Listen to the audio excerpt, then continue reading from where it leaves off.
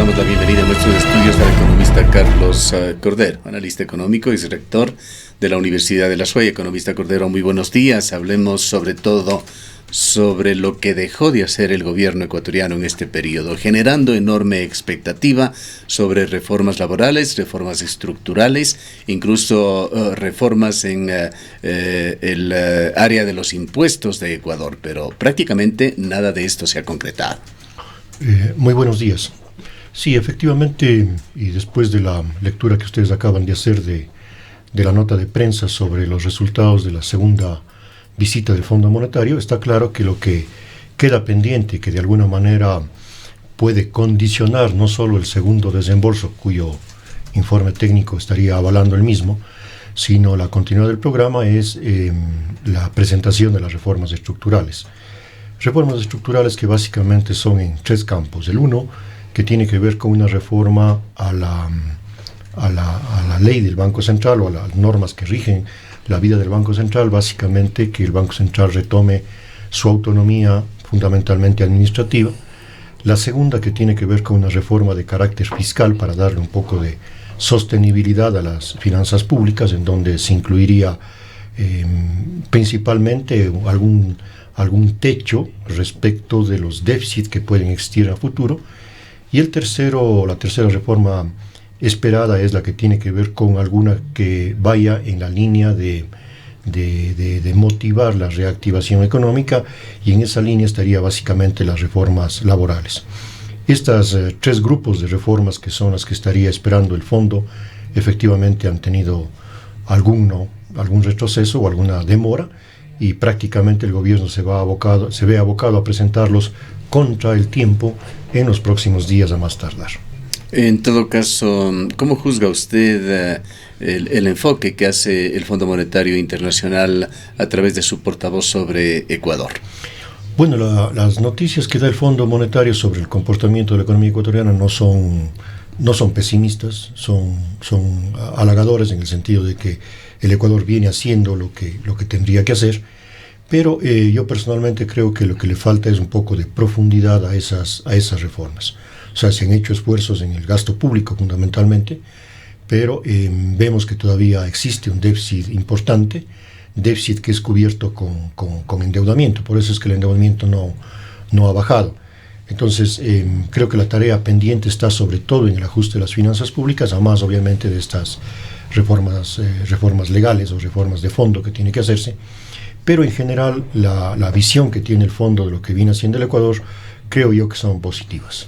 Uno de los temas, economista, que convoca mucho la atención y una serie de preocupaciones tiene que ver con los impuestos, la elevación de los impuestos, por ejemplo, del impuesto al valor agregado. Algunos economistas, algunos expertos sugieren que esta elevación sería catastrófica para las familias ecuatorianas, que el poder adquisitivo ya se ha perdido y que esto empeoraría aún más esta situación, lo que a su vez generaría menos ingresos para el Estado ecuatoriano.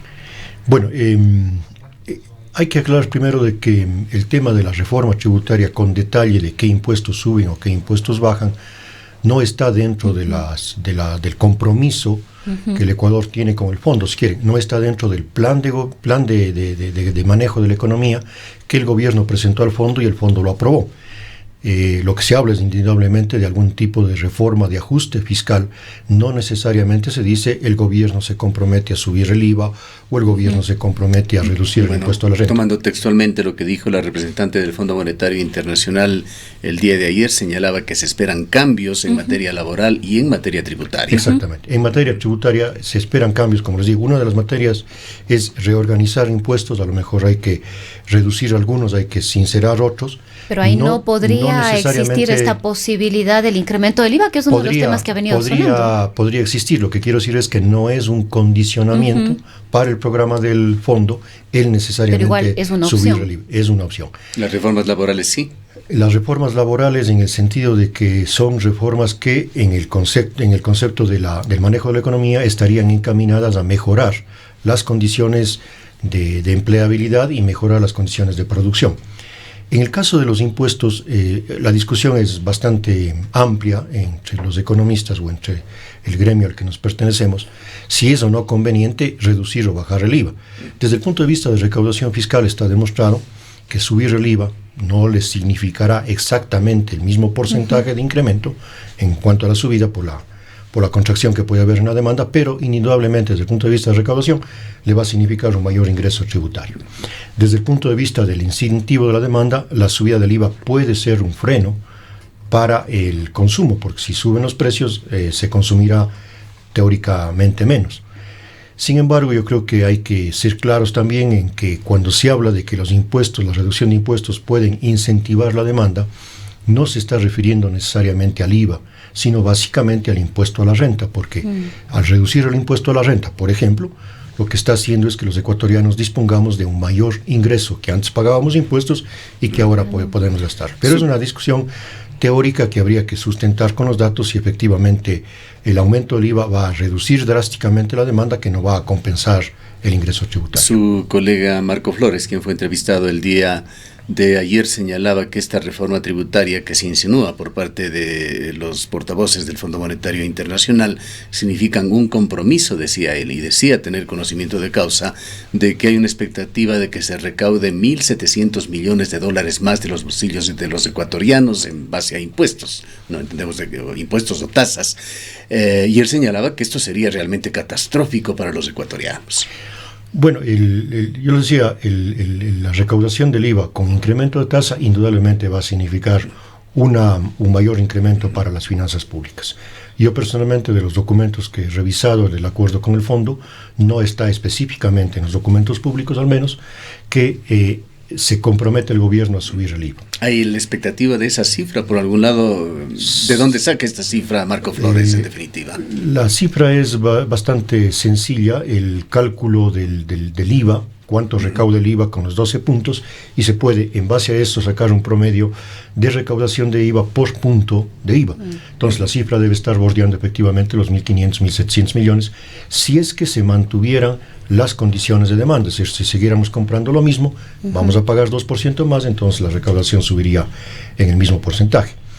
Pero más allá de eso, más allá de esta discusión o de esta controversia que puede existir a nivel teórico conceptual, yo creo que el momento político del gobierno en general, más allá del periodo de elecciones, es muy difícil que cualquier tipo de reforma tributaria, laboral, creo que menos la de reforma del Banco Central, tenga luz verde plena en la Asamblea.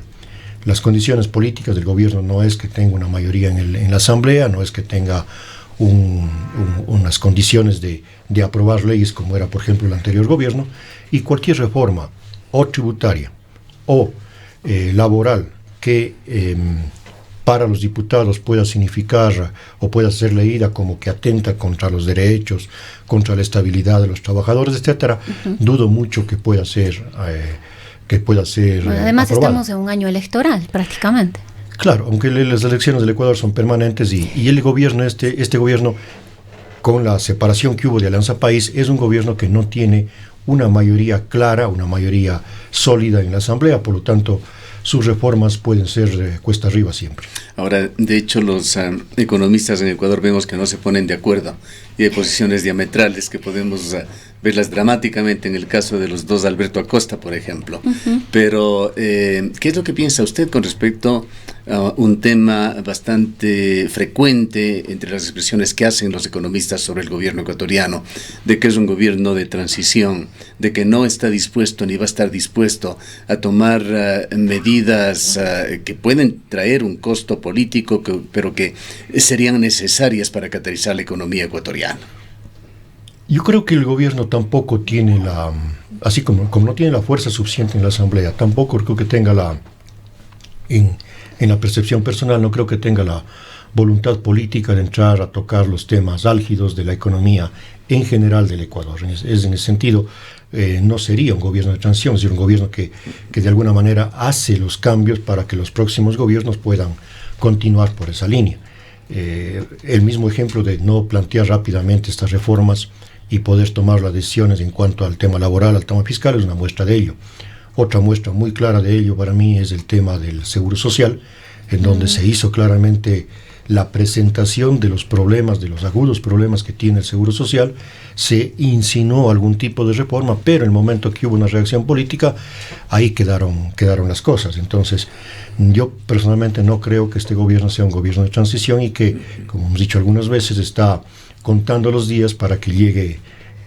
Más que de transición, lo que sugiere un gobierno irrelevante, que no va a tomar medidas gravitantes que cambien el curso de la economía ecuatoriana. Sí, es decir, va a ser un gobierno que busque, dentro del marco legal, de las condiciones que le permiten, pasar el periodo sin mayores contratiempos. Sabemos que no tiene aparentemente objetivos políticos, no es que este gobierno sea un gobierno que busca perennizarse y por lo tanto sus acciones busquen mantener. Pero aparentemente sí estaba buscando nombres. El nombre de Otto Sonnenholzer va tomando cada vez más fuerza y aparentemente estaría dentro de los planes del gobierno. Claro, yo creo que eso no puede renunciar el gobierno, pero de ahí a que realmente tenga posibilidades con cualquier nombre de este gobierno como gobierno ser reelegido para el próximo periodo, le veo muy difícil. Otro de los temas que también preocupa en este contexto es precisamente el tema del empleo. Las cifras que daba Marco Flores el día de ayer son preocupantes en términos de desempleo y de subempleo aquí en el país. Estas reformas laborales de las cuales se hablan efectivamente contribuirán de alguna manera a mejorar esta situación. Bueno, el empleo o el desempleo, como quiera verse, es simplemente consecuencia de la inversión en el Ecuador, o sea, de la actividad productiva. Porque el empleo llega o el empleo aumenta, el empleo crece cuando existe aumento de inversión, existe aumento de la actividad productiva que requiere justamente de mayor cantidad de mano de obra utilizada.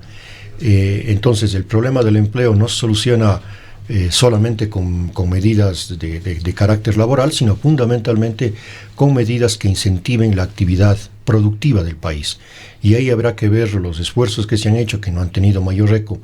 Por ejemplo, esta de las exoneraciones, de la ley de fomento productivo, equivalente a la ley de fomento productivo, etcétera. Y el camino del desempleo se solucionará cuando tengamos un camino correcto para el tema de la inversión productiva. Una de las evidencias de esta tendencia a postergar el tratamiento de los problemas, particularmente en materia económica, mencionadas por Marco Flores, es el manejo de la deuda externa, cuyo límite del 40% del PIB se lo quitó, decía, hasta el 2021, dejando que en el 2021 sea el próximo gobierno el que tenga que arreglar la situación. Mientras tanto, el gobierno de Moreno ha venido endeudando a Ecuador prácticamente al mismo ritmo que los últimos años del correísmo. Propio acuerdo con el Fondo Monetario Internacional, entendemos que en lo global significa aproximadamente 4.000 millones y algo más de deuda extra para el Ecuador. Claro, el tema del techo este rato está eliminado, como usted dice, hasta el 2021, y eso mostraría un poco el tema de que el gobierno quiere pasar el tiempo y el problema que venga para el próximo gobierno ya no le repercute a él, o sea, el hecho de que se ponga 2021. Claro que existe un plan de financiamiento que está presentado en el programa correspondiente, pero que va a ser de muy difícil cumplimiento. El tema del endeudamiento versus el tema del ajuste del gasto público pudo haber sido uno de los detonantes de la crisis argentina. Hay muchos economistas que hacen análisis de economía mundial en Estados Unidos, como por ejemplo el Premio Nobel de Economía Paul Krugman. Él sostiene que definitivamente el Fondo Monetario se equivocó con Argentina porque lo que hizo fue avalar un programa tardío, cuando Argentina lo que hizo fue, en sus primeros años, en vez de hacer los ajustes fiscales drásticos que tenía que haber hecho, como tenía acceso a los mercados financieros internacionales, empezó a seguir endeudándose sin solucionar el tema de fondo. Ojalá eso no pase en el Ecuador. El ajuste fiscal que tenía que haberse hecho no está haciéndose, creo yo, de la magnitud que debía hacerlo, y por lo tanto se sigue sosteniendo con deuda. El argumento ahí es de que pudo haber sido una estrategia para no frenar de golpe la actividad económica. Esperemos que eso funcione hasta el 2021, porque caso contrario podríamos tener que enfrentar ajustes fiscales más drásticos, o el nuevo gobierno tendría que enfrentar ajustes fiscales más drásticos. Ahora, estas críticas al acuerdo con el Fondo Monetario Internacional se multiplican, economista Cordero, pero cabe preguntarse, ¿tenía alguna otra mejor opción Ecuador? ante la voracidad demostrada en el gobierno pasado por el gobierno de la China, por ejemplo, o esas políticas tan cuestionadas que se hicieron al entregar oro de la Reserva Nacional a grandes financieras del mundo? Bueno, hemos conversado varias veces y definitivamente la situación que quedó el Ecuador o que recibió el país del presidente Moreno era una situación desde el punto de vista fiscal insostenible y tenía sus repercusiones en el ámbito de la economía real y en el ámbito de la economía externa. El modelo de financiamiento de la economía a través de un gasto público elevado, financiado a su vez con endeudamiento, se volvió insostenible. Los recursos que el Ecuador tenía que destinar y tiene todavía que destinar al servicio de la deuda, como hemos dicho algunas veces, comprometen prácticamente la tercera parte del presupuesto, y mantener el mismo esquema significaba seguir endeudándose con condiciones mucho más onerosas, conflictivas y de alto riesgo. Por lo tanto, el gobierno tenía que hacer lo que se está haciendo, digamos, más allá de la profundidad de las reformas, con o sin Fondo Monetario Internacional. Tenía que hacerse un ajuste fiscal, tiene que buscarse cómo cortar los gastos, tiene que buscarse cómo generar nuevos ingresos fiscales y, insisto, la diferencia puede estar en la profundidad de esos ajustes, en la fuerza con los que se van haciendo, si se hacen ajustes más fuertes de shock o si se va haciendo ajustes graduales, que es un poco el camino que escogió el gobierno. ¿Tuvo quizá usted la posibilidad de leer la carta que emitió el Foro de Economistas que hizo llegar el día de ayer al presidente de la República? No lo he leído todavía. ¿Del Foro de Economistas de cuál? Porque hay de Marco Flores. Marco Flores. No lo he leído todavía. Ya. Y otra pregunta que quisiera hacerle. El día de ayer el presidente de la República se reunió con un alto ejecutivo, un financista que está en el área de aviación, de la música, también ahora en telefonía celular, de esta transnacional Virgin, y tras la reunión el presidente de la República anunció que tenía la decisión de impulsar la posibilidad de que una nueva telefónica móvil a cargo de este empresario y esta compañía ingrese a Ecuador. ¿Cómo mira usted estos tratos que se dan, que por una parte dan cuenta de la apertura, de la liberalidad en materia económica que intenta impulsar el gobierno de Moreno, atrayendo la inversión extranjera en el país, pero también es apropiado un tipo de reunión como esta?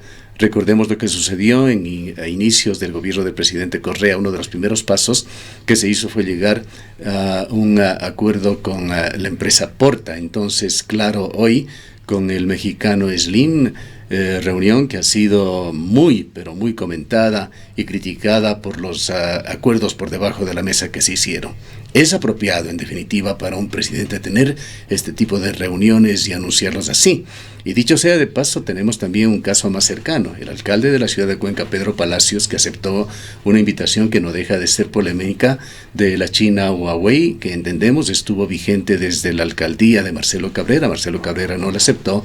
El alcalde fue a la China para tratar con esta empresa. ¿Qué tan apropiado es este tipo de acuerdos de personajes públicos? Bueno, es importante en general que el presidente, en este caso el presidente Moreno, busque, atraiga y converse sobre las posibilidades de inversión extranjera. Lo que no es correcto... Antes lo hacía Santiago Cuesta. Lo que no es correcto, no, que fomente, que busque inversionistas extranjeros está bien. Lo que no es correcto es que en ciertos ámbitos, y uno de ellos es las telecomunicaciones, en donde debe haber total transparencia, donde debe haber, no sé si es o no necesario, si es que se va a abrir la posibilidad de un nuevo operador móvil, si es o no necesario hacer un concurso, porque definitivamente se va a concesionar una área del país, se anuncia ya que va a haber una inversión directa de una nueva telefonía móvil. O sea, lo que deja en dudas aparentemente cierta transparencia en las contrataciones, pero de ahí a que venga la inversión extranjera, que es positivo, estamos de acuerdo. Lo que no está correcto es a veces... La libre competencia por lo general va en beneficio del consumidor. Ojalá se logran mejores precios en telefonía celular. Pero en el caso de la telefonía celular... las acciones del gobierno, en eso coincidimos, no tiene que hacerlas necesariamente el presidente de la República. Tiene para comenzar demasiado peso específico en esto. O sea, el conversar el presidente con un empresario directamente puede levantar al menos susceptibilidades de que algo hay detrás. Bien, queremos agradecerle al economista Carlos Cordero. Él fue rector de la Universidad de la SUAY y ha dado un vistazo sobre la actual coyuntura, sobre todo con respecto al Fondo Monetario Internacional, que acaba de dar una nueva aprobación, aunque generando también expectativas sobre lo que tiene que venir con respecto a su acuerdo con el gobierno ecuatoriano que lo preside Lenín Moreno.